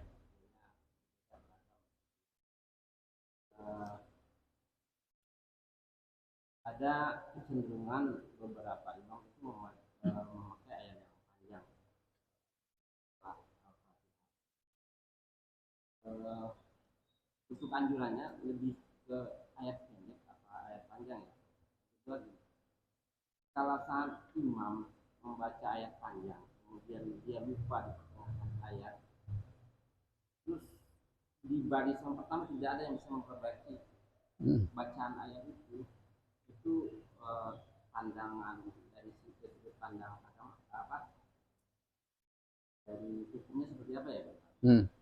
Kedua, ada imam ya harusnya anjurannya seperti apa ya? Saat imam tidak tahu lagi lanjutan ayatnya, apakah dia harus langsung ruku atau dia beralih ayat gitu. Pindah surat. Terus atau diputus. Anjurannya seperti apa Pak Ustaz? Iya. Yang pertama tadi masalah ayat surat setelah Al-Fatihah ya. Emang kan surat setelah Al-Fatihah itu sunnah ya. Artinya memilih Iqra ma yatassaru minal Qur'an, dibaca apa yang mudah untukmu, yang kita bisa. Ya kalau misalnya seperti surat-surat panjang dan seterusnya, kalau di kalangan pesantren sih tidak masalah ya, apalagi tahfidz Quran ya. Mereka juga sambil murojaah, mengingat kembali apa yang mereka sudah hafal begitu. Ya, tapi masalahnya kalau misalnya di masyarakat umum seperti kita, beda satu sama lain ya. Dan memang itu banyak terjadi ya. Banyak terjadi itu ada orang yang memang berdirinya nggak kuat lama, ya karena sudah sepuh dan sebagainya. Sehingga itu juga faktor diantaranya, saya nggak mau ke masjid lah, karena saya itu dan beberapa yang lainnya lah. Tapi yang jelas memang imam itu bijaksana. Siapa di belakang dia gitu ya. Artinya kan tidak semua kondisinya sama gitu ya. Bisa jadi masih muda juga nggak kuat, bisa jadi kalau sekarang sih ya. Apalagi misalnya contoh kecil lah, orang sedang diare gitu ya. Dia kalau diajak lama ya bisa ngeloncat ya, nggak tahan dan seterusnya. Terus kedua masalah apa tadi? Oh iya, ya kalau dia misalnya lupa bawa ayat surat yang panjang lupa, dia ya langsung aja takbir, ruku begitu. Tidak perlu dia mengulang surat yang lain sebetulnya, langsung saja ruku. Berarti kecuali kalau ada yang mengingatkan gitu ya, mengingatkan dalam arti yang hafal gitu ayat ini, karena kan boleh untuk mengingatkan tentang ayat Quran, karena memang harus dikoreksi bacaannya. Walaupun bacaan itu salah, misalnya dari masalah harokatnya bisa jadi salah, juga itu harus dikoreksi sebetulnya kalau ada yang salah. Nah, itu sebaiknya begitu. Dia tidak perlu langsung saja ruku. Dan tidak perlu nunggu orang koreksi. Kalau misalnya nggak ada koreksi atau terus dia berpindah ke surat lain, sebetulnya sih gitu. Dan memang harus ada beberapa imam yang memang tadi ya perlu untuk apa? Banyak memahami tentang lika-liku jadi imam lah gitu, dengan berbagai macam problemanya. Yang itu yang pernah saya tuh kan yang seperti malam minggu masalah fikih di sini, itu kan yang mengusulkan saya datang ke rumahnya Pak Kiai Marzuki itu, karena sebab saya manggil dia waktu itu untuk ngisi di sini, karena itu pernah kejadian imam salah, lupa rakaatnya dan tidak sujud sahwi begitu. Nah, saya bilang berarti harus ngambil guru fikih nih sampai sekarang setiap malam minggu ada. Itu juga diantaranya saya undang tuh untuk ya setidaknya ada info lah, belajar bahwa jadi imam tuh bagaimana ketika salah dan seterusnya. Memang perlu untuk tadi seleksi ya. Dia pernah. Maaf, saya potong. Kalau udah kan tadi kesimpulannya satu, kalau buku bacaan lanjut. Kalau panjang pendeknya itu kan tergantung imam, kebijaksanaan imam.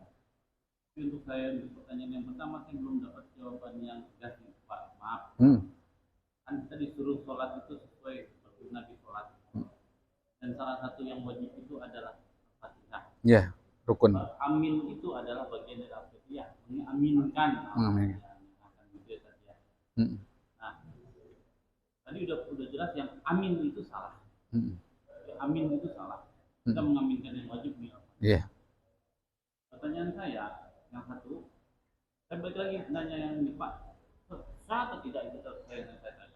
Dua, kalau di belakang orang yang salah, kalau orang itu mengucapkan amin yang salah itu berkali-kali jadi imam, sedangkan di belakang dia banyak orang-orang yang paham, tapi tidak ada yang menegur, itu bagaimana? Dua itu kan masih diterima nggak nih sholatnya nih, masih benar, masih sah nggak sholatnya? Kedua, di belakang imam yang salah ini banyak orang-orang yang insya Allah paham ilmunya, tapi kok ada kasus kayaknya ada yang ngegur gitu, ada yang mengkoreksi. Punten ya, maaf. Ya betul, memang sih harusnya ya katakanlah kalau dalam lembaga masjid DKM ya, kalau istilah Bang tuh ada Dewan Syariah gitu ya.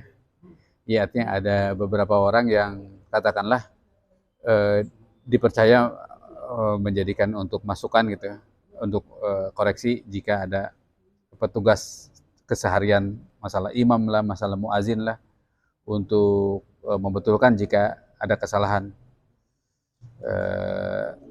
Dan memang di kita memudaya untuk mengkoreksi itu budaya yang agak sulit ya, agak susah juga.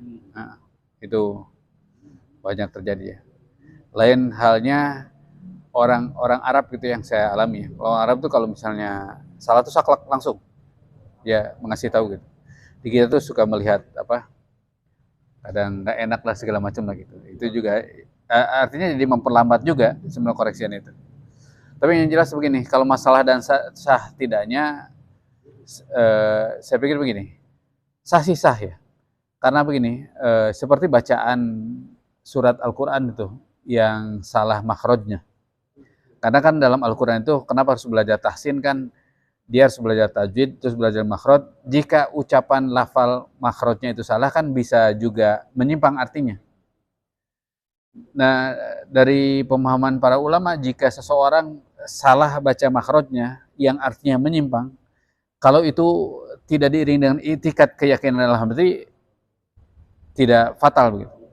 Berbeda kalau sudah ada keyakinan hati. Gitu, mau keyakinan hati begini, dia tahu ini menyimpang, terus dia baca gitu. Itu bisa sengaja itu. Selama tidak sengaja dan dia belajarnya memang baru bertahap, katakanlah belum tuntas begitu, dia salah dalam makhrajnya. Padahal dari makhraj itu dengan salah mengucapkan bisa jadi salah arti.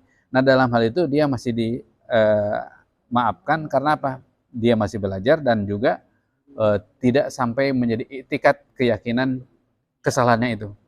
Ya begitu, ya, wallahu alam. Tapi kita yang sudah tahu begitulah, panjangkan dikit gitu. Amin gitu ya. Ustaz, maaf. Ya. Setelah baca surat itu kan kita harus kasih jeda ya tadi. Iya. Jangan langsung Takbir. langsung ya takbir langsung ruku gitu. Saya perhatiin juga sekarang Iya, iya. ada yang udah baca tuh, dia nggak ngasih jeda dulu, Jeda, gitu, langsung Allahu Akbar iya. gitu. Nah, itu gimana? Ya seperti Syaratnya kan kita harus tumaninah ya. ya, iya misalnya gini, alladzi yuwaswisu fi suduri nas minal jinnati wan nas, Allahu Akbar gitu. Nah. Iya. Ya memang saya juga merasakan itu. Jadi tidak ada, ya katakan coba kasih waktu 10 detik lah gitu. Ya, untuk berhenti dulu. Ya, itu juga berarti kan memang harus apa? Ada beberapa yang jadi bahan ini seterusnya.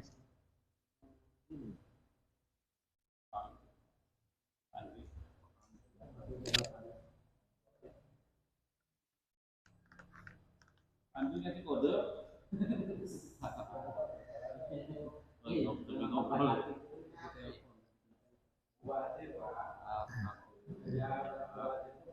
Udah di setengah 9 udah jam Ya. 10 lebih Pak. Oh, gak kerasa ya. Tapi jadi kesimpulan dari pertanyaan Uda terus Pak Panji, kalau ini sampai ke ketua DKM bagus sih. Maksudnya bagus dalam artian ada masukan dari jamaah. Gimana kalau misalnya petugas imam tuh perlu juga untuk katakanlah dikoreksi kalau ada beberapa hal yang tadi misalnya dianggap ini tidak tumannya terburu-buru ya. Bisa jadi memang sih saya rasakan itu. Jadi setelah ujung ayat dari surat tersebut langsung Allahu Akbar gitu ya. Tidak ada.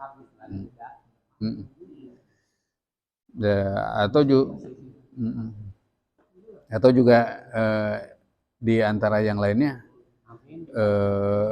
karena mic terlalu dekat terus lafal yang diucapannya keras, kadang kita bukan nggak jelas, nggak ini juga nggak nikmat juga tuh. Oh, ke telinga tuh terlalu keras. Gitu dapat keras. Gimana kalau kita putus Pak Andi? Ilmunya terlalu. Tapi kalau Pak Andi sih ya Kan Bapak udah maksudnya lebih senior kan ya kita kan. senior umur doang. Berarti kita kumpul lagi besok malam untuk menerima jawabannya. Ya, maaf, menantu saya tegur. Menantu. Gara-gara ada salah satu. Kalau menantu berani. Wah ini pecat. Jadi dia mau nangkep salah satu imam bacaan, kan? Belum tentu dia terima. Kedua dia ulang lagi, Bapak marah loh. Baru itu kan. Barusan telepon anak saya, dia kan dinas suami istri sebulan ke Kuala Lumpur. Dia ngajak saya nggak, saya bilang Bapak nggak bisa. Kok sama itu gimana? Belum pimpong. Nggak ada itu mah Enggak, bahasanya saya itu mah. ketua DKM, ketua yayasan. Sebenarnya Pak benar. dari Dia kan ketua yayasan. lebih tepat. Paling pas itu Paling dia pas. Iya, kalau kita jemaah. menyampaikan Itu hal yang Pasti sampai, kalau nggak sampai pasti sampai. Iya, ini ada beberapa. Kalau dari struktur organisasi, iya, paling tinggi. Iya, Iya, dia dia. jadi ketua Pada DKM. kalau jadi DKM ketua nanti yayasan. juga di bawah dia. Iya. Iya, benar itu. Jadi kita nggak harus susah harusnya. Sudah ada yang dengar langsung. Iya. kan? Nah, kemarin juga anggaran padi itu kan juga iya kalah. Nggak boleh itu Saiful itu tentu. Saiful aja walaupun Iya, negara. masih Ini muda. ada kesulitan. Terus Kemarin ini- Kamu, dari siapa Tom? Harusnya Pak Dudi sebagai ketua yayasan tanpa ngomong kita tadi itu harus dia punya inisiatif. Itu. Emang nggak ditanya. Nyampe pasti nggak Pas. bisa. Pejabat tertinggi hati-hati. Iya, DKM aja kalah kok. Ketua DKM aja kalah. DKM itu bisa. Di bawah dia, Kocat juga bisa. Itu bahasa. Saya sebagai pejabat tertinggi di sini kan saya ada materinya. Waktu itu saya udah ngomongin. Pak Dudi menurut saya ada mau panjang, baca doanya mau baca ayatnya mau pendek, suratnya sederhana, nggak masalah. Yang penting bacaannya benar. Udah itu. Yang tadi lihat mungkin orangnya udah nggak kuat berdiri. Nah mungkin gini. Ya makanya masalah lama Kalau nggak buat dan berdiri tidaknya mungkin ada satu Iya. balikin lagi. Atau mungkin dia mau kerja. Kondisinya harus tahu. Sudah bagi subuh terutama ya. Itu dia. Terus mungkin mau ada ceramah. Udah Nah, materi dia. itu tahu. Ya, ini Pak, Iya, ini Pak, pendek aja. kalau saat keterkaitan dengan ayat panjang pendek itu sebenarnya korelasinya ke jamaah yang usia anak-anak. Jadi saya memperbatikan 2 tahun terakhir untuk anak-anak sholat jamaah itu jauh banget ya. Kalau dulu sangat ramai sekali anak-anak yang sholat jamaah, terutama bisa sama maghrib sama kita. Sekarang kita coba lihat cuma beberapa orang lah. Beberapa orang saya tanya itu maaf Pak Ustaz, itu karena imam selalu Panjang. memakai ayat-ayat yang panjang, jadi mereka nggak bisa mengikuti, malah mereka nggak konsentrasi dan waktunya mereka menganggap terlalu lama mereka. Bahkan Maaf anak-anak saya sendiri aja kalau saya ajak sholat Saya sendiri itu sama nih ya. Apa Pak? Ya. ada imam baca Al-Kausar ini tumben sekali Nah, katanya iya. Al-Kausar berarti selama ini yang mereka tangkap kan panjang terus Al-Kausar yang 3 ayat itu ya? iya begitu dengar Al-Kausar bisa terkesan gitu maghrib Al-Kausar gitu biasanya Nah ini imamnya ya. idola kan anak akhirnya kulhu lagi bahkan ada begini Ustaz. Jadi dia udah sholat, udah mau masuk Iya, masjid. begitu Ya. baca Imamnya panjang. maju kan? Enggak jadi. mau terakhir Satu. Kejadian Pak Ustaz. Terus kejadian satu Kejadian apa banyak Ustaz? itu kejadian. Yang kedua kejadian lagi, dah imamnya ada ya, alhamdulillah mudah yang biasanya lama-lama di kan jadinya ya, bagus ya. udah betul enggak lah saya udah bilangin Pak itu udah bilangin itu positif mau pendek mau panjang pertama asal bener tapi dilihat dua kondisi di sini harus tahu itu kan Kondisi kalau nggak tahu jamaah, gimana? kondisi habis Jadi nggak boleh satu ada di itu sini udah ada Jadi- mau diketawain saya sama itu sama saya sama wakilnya gitu ya iya lihat kondisi apa mau bilang orang mau berangkat apa Kerja. gitu. Terus kalau Mengantarin anak sempat tahu sekolah. nggak gak usah di dua dulu sempat ngerasain kan gue di jalan udah jauh lama gitu Apalagi ngejar kereta ya. Iya. Ya, apalagi mungkin orang kadang-kadang punya beranggapan inisiatif gini. sendiri apa saya kelamaan udah itu nggak pakai makmum lagi sendiri aja sholatnya sakit apa waktu gimana Kadang-kadang. tuh sampai itu Pak Kadang-kadang yang Itu panjang-panjang malah Ustaz. kaget. Orang beranggapan wah dia seolah-olah memperlihatkan dirinya gua hafal nih ayat panjang. Jadi seolah akhirnya dia Pesannya yang Iya kan? jamaah seperti ini. Iya jamaah yang beranggapan jadinya. Iya, ini punya pandangan. Iya, wah, Kalau Ya baca itu. ayat panjang itu wah. gua. Padahal esensinya bukan itu. Ya kan ada ustadz di pengajian ini. Bacalah ayat-ayat yang imam banyak mengapa, makmum yang banyak ngerti. Ya, ayat pendek. Ya, Kadang-kadang nggak ngerti pikiran udah Kalau nggak- kemana. Pimpong mau mana nih? Jadi Nah, nanti ini undangannya menjadi gimana? masalah. Ya sama yang subuh itu banyak maghrib subuh yang subuh sekarang diumumkan tuh harusnya tetap mandi sekolah warga ini surat-surat yang dulu dibaca itu pendek Al-Ikhlas, dikasih tahu baca-bacaan ya kan. Iya. Cuma 10 doang ya. Iya. Kata itu Kalau sekarang bukan 10 doang ya. kata imam, Fenomenanya kata gua aja yang Mati bisa sama biar pada mau datang. Biar mau pada datang dulu nanti kok kalau subuh itu paling kadang ke 4. Kalau subuh bacaannya pendek, kalau saya perhatikan safnya bakal sedikit ya, sedikit. Iya. Itu bukan berarti membaca apa-apa, bukan, bukan membaca. Cuma saya perhatikan kalau bacaannya pendek, safnya akan sedikit karena banyak yang masuk. Pasti banyak kan butuh lebih lama bangun, ini terutama yang kalau buat pekerja memang nggak pas. Tapi kalau untuk saya pribadi nih yang bangunnya telat itu sangat pas. Kalau untuk subuh itu bapak, kalau subuh, makanya kalau subuh di sana pak di musola sana saya itu nggak akan kejar, nggak akan pernah kejar gitu. Berdasarkan tujuannya. Kalau menurut saya sih ayat apa Pertama boleh aja. oke lah ya, artinya untuk menunggu jamaah datang. Tapi di rakaat kedua itu juga masih Aja. sama aja kan. Artinya kalau itu menjadi apa ya? Jadi orang banyak yang baru datang itu pas mau hadir aja tuh. Iya. Ya, akhirnya seperti itu Saya baru bangun, cuci muka, wudhu, masih aman, cuci pagar apa masih aman gitu ya. Akhirnya jadi standar, Jadi karena standar. juga aman kok. Aman kok, tapi kan tiba-tiba ya imamnya beda. Selesai. Ada tuh kalau ganti bukan peralatan itu kan pendek. Ada yang pendek masih. Dapatnya rakaat kedua nih. Tapi Nah, sebetulnya mudah-mudahan kan nih Pak Dudui apa yang kita udah ada ini semua. tuh Apa yang diomongin itu ada semua. Udah nyata. kalau begitu nggak ada solusi dong kalau itu Enggak, nggak bukan sampai. ada fungsi gini. Mereka berkesimpulan gini.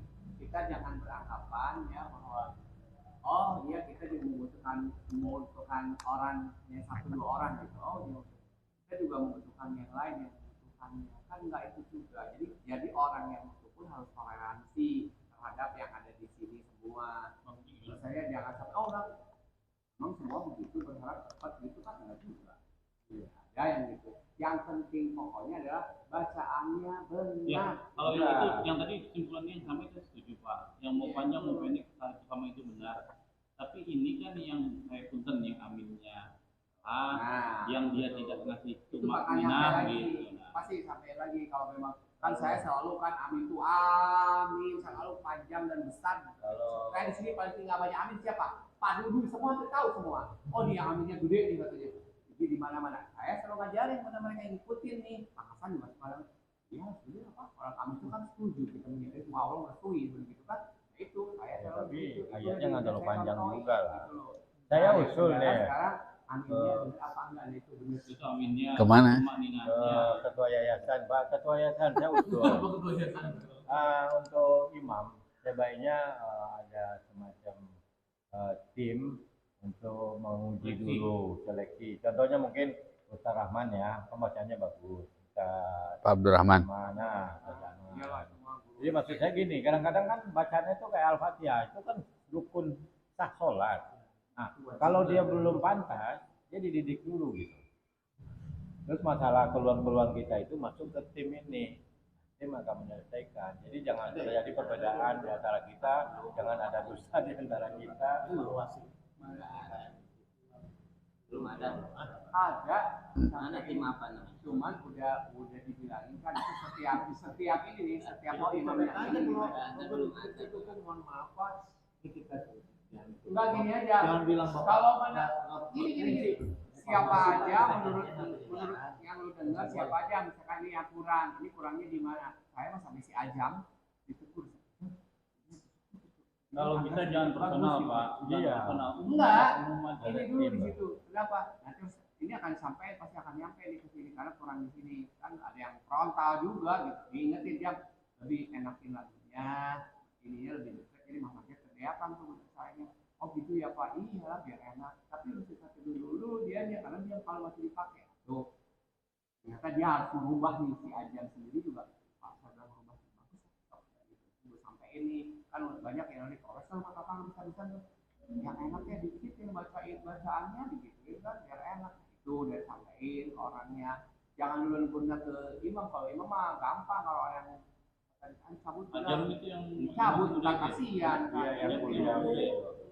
Bila setelah itu begitu dia nggak pernah kesini lagi, nggak pernah lihat. iya itu udah Oh dikit iya iya. dia lagi dibelajarin dulu bener-bener jadi bagus gitu kan kayak si itu yang apa lebih Kalau itu bagus. pakai itu merdu ya bagus Ya habis iya juga. benar oke lah habis gitu oke Ada yang masalah di lagu juga pak.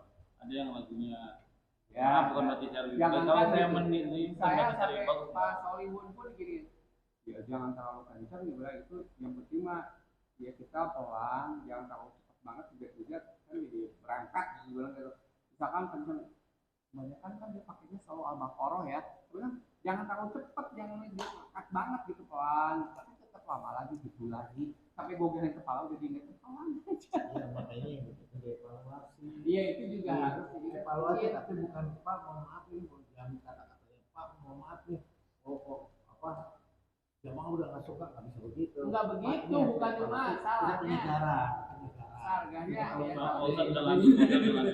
ya udah disampaikan gitu makanya nanti mah baca apa nih pak itu adalah dia sendiri juga dia sih kalau lagu ini suka kalau nggak cepat katanya kalau lupa dia tinggal gitu ya udah gimana caranya yang penting tertib aja gitu jadi kita tahu maksudnya kalau yang ngikutin kan saya kan selalu ngikutin pak kita orang emang itu ngikutin tuh dari belakang ya salah saya tuh tapi tidak sampai sekali dua kali ya tapi sekali kalau jangan sampai itu aja biar mereka juga memahami ternyata ada yang ngomongin gitu cuma gitu doang kalau terus enggak padahal Pak Hasan juga sebenarnya secara ini sih bisa karena saya juga dulunya dia baca Pak Hasan kebanyakan saya pun dialeknya Pak Hasan kalau saya juga bacanya itu gitu jadinya dalam baca saya ikutin saya juga gitu polanya seperti itu supaya enak gitu supaya enak bagus ikutin saya makanya sekarang baca pun begitu tapi karena saya sering ngajinya kemana-mana oh ini juga bagus juga ya gitu ya dibakin saya ikutin juga karena dulu kan dia kan MTQ dulu pemenang juga awalnya sama barang Pak siapa Pak yang kecil itu Abdul Rahman gitu juga sama-sama apa sama-sama juga jadi guru ini Juri. sama-sama juri MTQ sama lah ngikutin yang mana ikutin aja itu dengan Pak Hasan enak juga nih caranya ya saya juga bisa baca itu waktu-waktunya begini yang lemahnya nah yang bandingin aja Pak karena saya kalau kali biasa itu kan salah saya jadi biasanya orang-orang yang terbiasa baca aja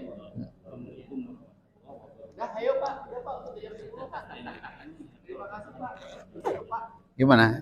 Cukup dulu ya? dan sambung Minggu depannya bu. Ya, so. jadi Ya mungkin sampai jam berapa? 10 ini ya? Ya semoga apa yang disampaikan bermanfaat. Dan juga mohon maaf jika ada kata-kata yang kurang berkenan.